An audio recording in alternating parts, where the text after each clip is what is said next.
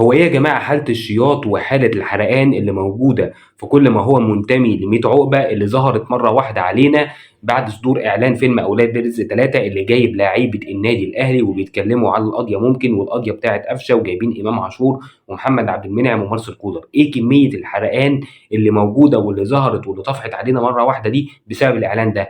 اعتبره يا سيدي إعلان زي أي إعلان. هو أول مرة يا جماعة نشوف لعيبة النادي الأهلي بتعمل إعلانات؟ ما عادي يعني، ومش اول مره قفشه يعمل اعلانات ومش اول مره قفشه يتكلم في اعلاناته عن القضيه ممكن. اعتبرها انها بقت واقع اليم انت لازم تعيشه كل مره، وواقع اليم لازم قفشه طول ما هو موجود يفكرك بيه كل مره. حتى لو قفشه ساب النادي الاهلي هيفضل يعمل اعلانات على حس القضيه ممكن. اعتبر ان ده بقى امر مسلم بيه وامر عادي وامر واقع، ولازم ان انت تتعامل معاه وتتكيف معاه.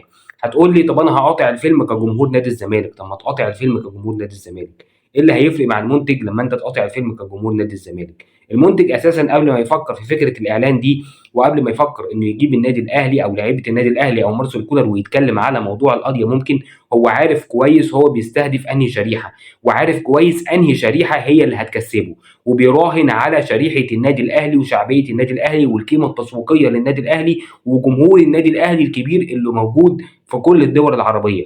فعارف ومتاكد ان هو هيكسب.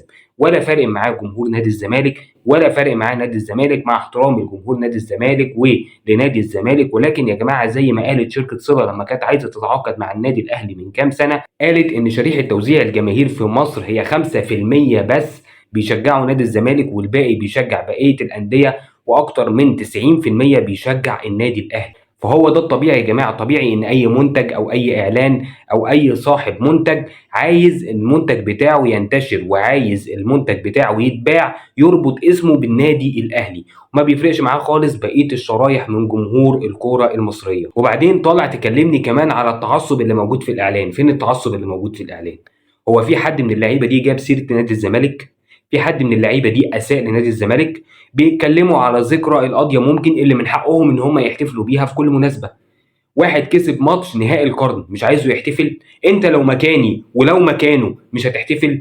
لو القضيه دي كانت جت في النادي الاهلي من لعيب من نادي الزمالك، مش لعيب نادي الزمالك ده كان هيعيش عليها بقيه عمره ويقعد كل مره يحتفل بيها؟ طبيعي يا جماعه انه يحتفل بيها.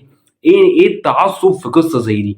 فيا جماعه اهدوا كده وحاولوا تجيبوا مرهم من الصيدليه وتدهنوا مرهم كتير عشان الحرقان يخف. السلام عليكم.